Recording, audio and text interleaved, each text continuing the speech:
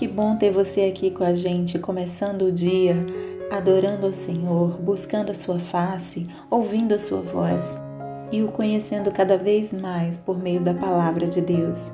Você está sendo pouco a pouco transformado e tendo a sua mente renovada para que você experimente a boa, perfeita e agradável vontade de Deus. Então, vamos começar com a nossa declaração diária, dizendo que nós estamos prontos para receber a palavra de Deus? Repita após mim. Eu vou ouvir a palavra de Deus. Eu sou o que a Bíblia diz que eu sou. Eu tenho o que a Bíblia diz que eu tenho.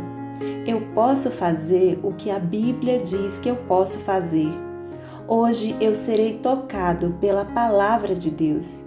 Eu audaciosamente confesso que a minha mente está alerta, o meu coração está receptivo e eu nunca mais serei a mesma. Eu estou pronto para receber a incorruptível, indestrutível, sempre viva semente da palavra de Deus. Hoje a minha mente é renovada e transformada pela palavra de Deus e por isso eu nunca mais serei o mesmo. Em nome de Jesus. Amém. O nosso devocional de hoje já vai começar, mas antes eu quero te pedir para se inscrever no nosso canal e ativar as notificações para receber um aviso toda vez que um vídeo novo for lançado. Também não esquece de curtir, compartilhar e comentar esse vídeo, tá bom? Deus te abençoe e vamos começar o nosso devocional. Juízes capítulo 1. A guerra contra os cananeus restantes. Depois da morte de Josué, os israelitas perguntaram ao Senhor: Quem de nós será o primeiro a atacar os cananeus? O Senhor respondeu: Judá será o primeiro, eu entreguei a terra em suas mãos.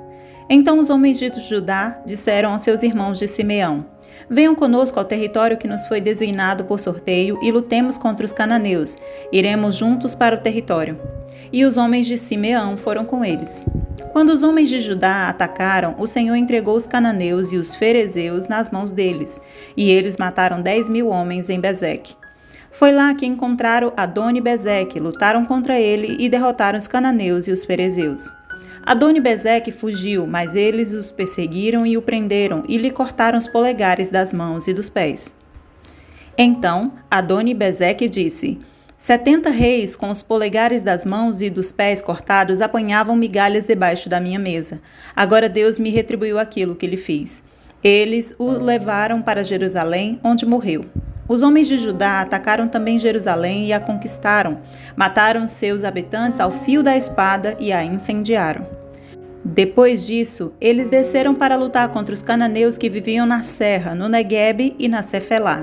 Avançaram contra os cananeus que viviam em Hebron, anteriormente chamada Quiriate Arba, e derrotaram Sesai, Aimã e Talmai. Dali avançaram contra o povo que morava em Debir, anteriormente chamada Quiriate Sefer. E disse Calebe: Darei minha filha Aquisa em casamento ao homem que atacar e conquistar Quiriate Sefer.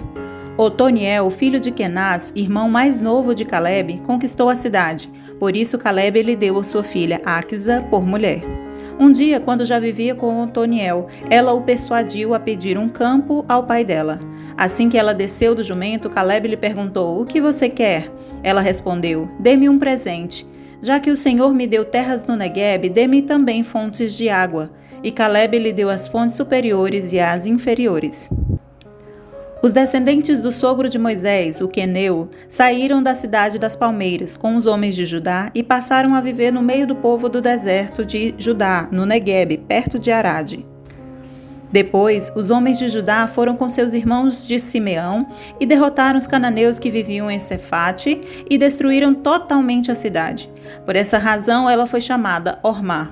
Os homens de Judá também conquistaram Gaza, Ascalon e Ecrom com seus territórios. O Senhor estava com os homens de Judá. Eles ocuparam a Serra Central, mas não conseguiram expulsar os habitantes dos vales, pois estes possuíam carro de guerra feitos de ferro. Conforme Moisés havia prometido, Hebron foi dada a Calebe, que expulsou de lá os 3 filhos de Enaque. Já os benjamitas deixaram de expulsar os jebuseus que estavam morando em Jerusalém. Os jebuseus vivem ali com os benjamitas até o dia de hoje. Os homens das tribos de José, por sua vez, atacaram Betel e o Senhor estava com eles. Enviaram espias a Betel, anteriormente chamada Luz. Quando os espias viram um homem saindo da cidade, disseram-lhe: Mostre-nos como entrar na cidade e nós pouparemos a sua vida. Ele mostrou como entrar e eles mataram os habitantes da cidade ao fio da espada, mas pouparam o homem e toda a sua família. Ele foi então para a terra dos Hititas, onde fundou uma cidade e lhe deu o nome de Luz, que é o seu nome até o dia de hoje. Manassés, porém, não expulsou o povo de Bet-Sean, o de Taanaque, o de Dor, o de Ibleã, o de Megido, nem tampouco os dos povoados ao redor dessas cidades, pois os cananeus estavam decididos a permanecer naquela terra. Quando Israel se tornou forte, impôs trabalhos forçados aos cananeus, mas não os expulsou completamente. Efraim também não expulsou os cananeus que viviam em Gezer, mas os cananeus continuaram a viver entre eles. Nem Zebulon expulsou os cananeus que viviam em Quitron e em Naalol, mas estes permaneceram entre eles e foram submetidos a trabalhos forçados. Nem Azer expulsou os que viviam em Aco, Sidom, Alabe, Aquzibe, Elba, Afeque e Reobe. E por esse motivo, o povo de Azer vivia entre os cananeus que habitavam naquela terra. Nem Naftali expulsou os que viviam em Bet-Semes e em Bet-Anate, mas o povo de Naftali também vivia entre os cananeus que habitavam a terra, e aqueles que viviam em Bet-Semes e em Bet-Anate passaram a fazer trabalhos forçados para eles. Os amorreus confinaram a tribo de Dan à serra central, não permitindo que descessem ao vale. E os amorreus igualmente estavam decididos a resistir no Monte Heres, em Aijalon e em Saalbim. Mas, quando as tribos de José ficaram mais poderosas, eles também foram submetidos a trabalhos forçados. A fronteira dos amorreus ia da subida de Acrabim até Selá e mais adiante. Juízes capítulo 2. O anjo do Senhor em Boquim. O anjo do Senhor subiu de Gilgal a Boquim e disse: Tirei vocês do Egito e os trouxe para a terra que prometi com juramento dar a seus antepassados. Eu disse: Jamais quebrarei a minha aliança com vocês. E vocês não farão acordo com o povo desta terra, mas demolirão os seus altares. Por que vocês não me obedeceram? Portanto, agora digo a vocês que não os expulsarei da presença de vocês. Eles serão seus adversários e os deuses deles serão uma armadilha para vocês. Quando o anjo do Senhor acabou de falar a todos os israelitas, o povo chorou em alta voz, e ao lugar chamaram Boquim. Ali ofereceram sacrifícios ao Senhor. Desobediência e derrota. Depois que Josué despediu os israelitas, eles saíram para ocupar a terra, cada um a sua herança. O povo prestou culto ao Senhor durante toda a vida de Josué e dos líderes que sobreviveram a Josué e que tinham visto todos os grandes feitos do Senhor em favor de Israel. Josué, filho de Num, servo do Senhor, morreu com a idade de 110 anos. Foi sepultado na terra de sua herança em Timnat-Heres, nos montes de Efraim, ao norte do Monte Gaás. Depois que toda aquela geração foi reunida a seus antepassados, surgiu uma nova geração, que não conhecia o Senhor e o que ele havia feito por Israel. Então os israelitas fizeram o que o Senhor reprova e prestaram culto aos Baalins. Abandonaram o Senhor, o Deus dos seus antepassados, que os havia tirado do Egito, e seguiram e adoraram vários deuses dos povos ao seu redor, provocando a ira do Senhor. Abandonaram o Senhor e prestaram culto a Baal e a Astarote. A ira do Senhor se acendeu contra Israel, e ele os entregou nas mãos de invasores que os saquearam. Ele os entregou aos inimigos ao seu redor, aos quais já não conseguiam resistir. Sempre que os israelitas saíam para a batalha, a mão do Senhor era contra eles para derrotá-los, conforme havia advertido e jurado a vocês. Grande angústia os dominava. Então o Senhor levantou juízes que os libertaram das mãos daqueles que os atacavam. Mesmo assim, eles não quiseram ouvir os juízes, antes se prostituíram com outros deuses e os adoraram. Ao contrário dos seus antepassados, logo se desviaram do caminho pelo qual os seus antepassados tinham andado, o caminho da obediência aos mandamentos do Senhor. Sempre que o Senhor lhes levantava um juiz, ele estava com o juiz e o salvava das mãos de seus inimigos enquanto o juiz vivia, pois o Senhor tinha misericórdia por causa dos gemidos deles diante daqueles que os oprimiam e os afligiam. Mas, quando o juiz morria, o povo voltava a caminhos ainda piores do que os caminhos dos seus antepassados, seguindo outros deuses, prestando-lhes culto e adorando-os. Recusavam-se a abandonar suas práticas e o seu caminho obstinado. Por isso, a ira do Senhor acendeu-se contra Israel e ele disse: como este povo violou a aliança que fiz com seus antepassados e não tem ouvido a minha voz, não expulsarei de diante dele nenhuma das nações que Josué deixou quando morreu.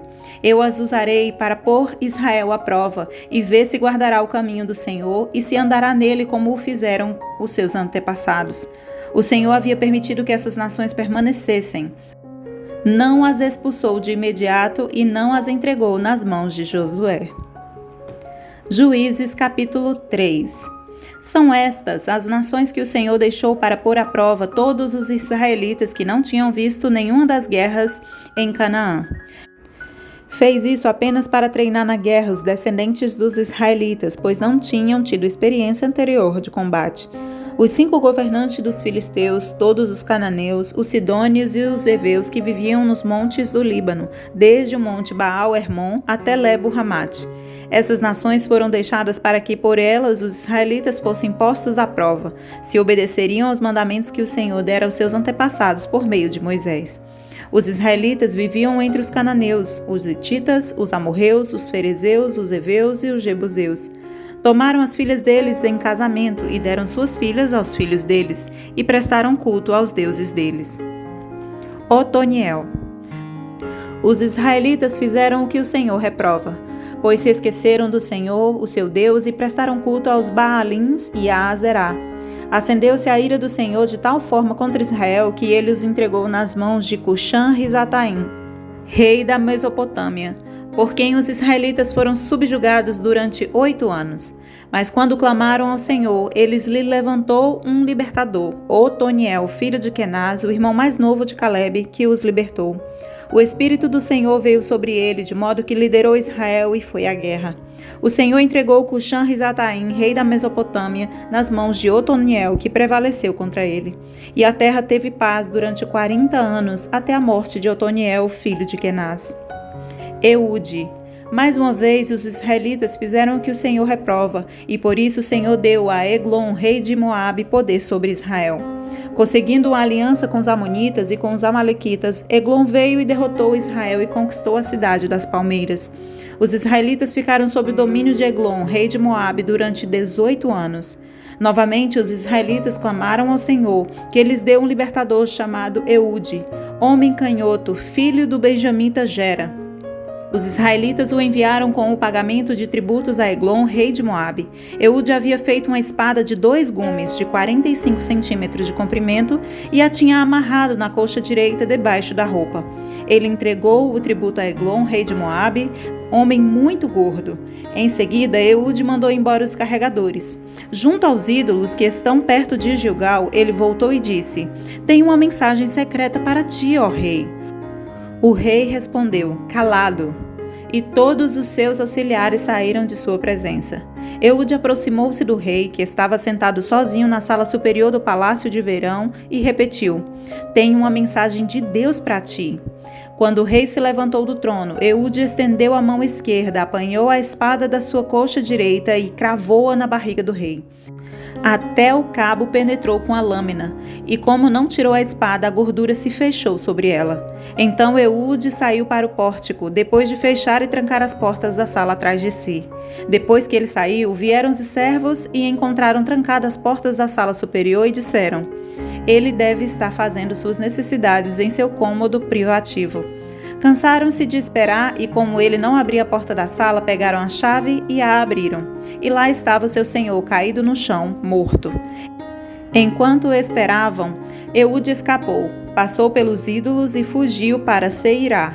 Quando chegou, tocou a trombeta nos montes de Efraim e os israelitas desceram dos montes com ele à sua frente. "Sigam-me", ordenou, "pois o Senhor entregou Moabe, o inimigo de vocês, em suas mãos." Eles o seguiram, tomaram posse do lugar de passagem do Jordão que levava a Moabe e não deixaram ninguém atravessar o rio. Naquela ocasião, mataram cerca de 10.000 moabitas, todos eles fortes e vigorosos. Nenhum só homem escapou. Naquele dia, Moabe foi subjugado por Israel e a terra teve paz durante 80 anos. Sangar. Depois de Eude veio Sangar, filho de Anate, que matou 600 filisteus com uma aguilhada de bois. Ele também libertou Israel. 12 de março. Hoje nós vamos falar sobre soldados em prontidão. No livro de Êxodo, capítulo 29, dos versos 19 ao 20, nós vemos uma parte da palavra de Deus em que mostra Arão e seus filhos sendo separados para a vida e os deveres do sacerdócio. Naquele momento, um cordeiro foi morto e parte do sangue do animal foi colocada na ponta da orelha direita, no polegar da mão direita e no pé direito de cada um. Aos nossos olhos, era uma cerimônia muito estranha, mas o que é que ela significava? O sangue colocado nessas 3 partes do corpo era um lembrete de Deus para com seu povo, de que os sacerdotes, eles deveriam vigiar constantemente em cada faceta da sua vida. Eles precisavam se submeter à vontade do Senhor em tudo o que eles ouviam e se entregar de forma ávida à palavra de Deus. Daí o sangue na ponta da orelha. O sangue na ponta do polegar direito significava que eles deveriam vigiar em suas ações e escolhas. E o sangue no dedo direito do pé estava para dizer que eles deveriam observar com cautela a sua caminhada na vida.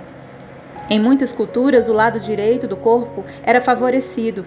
Por isso, ungir com sangue partes do lado direito do corpo equivalia a dizer que o melhor da vida do indivíduo havia sido consagrado ao serviço do Senhor. Quando nós sabemos dessa informação, ao ler o livro de Juízes, em seu primeiro capítulo, a partir do verso 6, nós vemos a história de um rei chamado Adoni-Bezeque, que ao fugir da conquista que o povo de Israel estava fazendo em sua terra, ele foi capturado e logo após foram cortados os dedos polegares das suas mãos e dos seus pés. E ele então diz assim no verso 7 do livro de Juízes: 70 reis com os polegares das mãos e dos pés cortados apanhavam migalhas debaixo da minha mesa. Agora Deus me retribuiu aquilo que lhe fez. Sem os polegares nas mãos e nos pés, esse tipo de mutilação tornava o povo conquistado incapaz de lutar novamente. Um soldado sem os polegares das mãos não é capaz de empunhar uma arma e sem os polegares dos pés simplesmente não tem condições de correr. Além de tornar os soldados inaptos para a guerra, essa prática ela deveria ter pelo menos algum fundamento em macular a cultura dos povos derrotados. Tal qual nós vimos em Êxodo capítulo 29, em que Arão e seus filhos foram consagrados sacerdote, quando um pouco de sangue do sacrifício foi colocado na ponta da orelha direita, no polegar da mão direita e do pé direito de cada um. Por mais cruel que pareça, a mutilação de soldados conquistados e de seus líderes não era incomum no mundo antigo, quando o combate homem a homem era a principal forma de guerrear. O rei Adoni-Bezeque aceitou a sua punição sem maiores perplexidades e menciona o número de reis derrotados que ele havia mutilado da mesma maneira e ainda os tinha humilhado ainda mais, fazendo comer das migalhas debaixo de sua mesa. Esses ensinamentos de Juízes capítulo 1, verso 6 e de Êxodo 29, 20, correlacionados, nos trazem à memória que nós, hoje, somos soldados do Senhor. Deus nos chama de sacerdócio real. Deus nos chama de um povo escolhido, um povo eleito e por isso também participante das guerras que o Senhor trava no mundo espiritual. Você e eu somos soldados e muitas vezes o inimigo das nossas almas não deseja que nós morramos na guerra, mas sim que nós sejamos mutilados ao ponto de não mais participar dela. Quantos de nós nos deixamos, através das distrações, dos pecados, que parte de nós seja mutilado no processo e a gente não queira mais, e não possa mais lutar as guerras do Senhor. Deus nos chama hoje a estarmos preparados, assim como Ele consagrou Arão e seus filhos, que nós possamos manter os nossos ouvidos atentos, as nossas mãos prontas para o trabalho, os nossos pés prontos para calçar as sandálias do Evangelho e levar as boas novas a todas as pessoas. Que no dia de hoje o Senhor venha nos fazer lembrar de que nós pertencemos a um povo que foi chamado, comprado pelo sangue do Cordeiro, o Senhor Jesus. E que para isso nós precisamos estar prontos e preparados para estar sempre em prontidão para aquilo que o Senhor nos chamou a fazer. Amém? Posso orar por você? Senhor Deus e Pai, neste momento eu te peço que abençoe essa pessoa que está ouvindo este devocional agora. Em nome de Jesus, Senhor, lembra a esta pessoa, traz a memória dela de que ela foi chamada desde o princípio, desde antes da fundação do mundo. Ela foi chamada para te servir, te adorar e viver para ti. Ter uma vida consagrada aos teus pés, com os ouvidos espirituais, com os seus ouvidos humanos prontos a ouvir a tua palavra, com mãos que simbolizam o fazer, de estar fazendo a tua obra, e que os seus pés sejam também abençoados para em qualquer lugar que ele ou ela for, eles levem a tua presença junto com eles, que levem a tua presença, o teu falar, o teu modo de ver, o teu modo, Senhor Jesus, de falar nesta terra. Senhor, que o coração desta pessoa agora seja completamente revigorado com a tua força e que ele e ela saibam que eles são escolhidos, amados e estão completamente protegidos por ti, pelo sangue do Cordeiro. Em nome de Jesus, é o que eu te peço hoje e já te agradeço. Amém e amém. Amém, meu querido, amém, minha querida, que Deus te abençoe, tenha um ótimo dia e até o próximo devocional.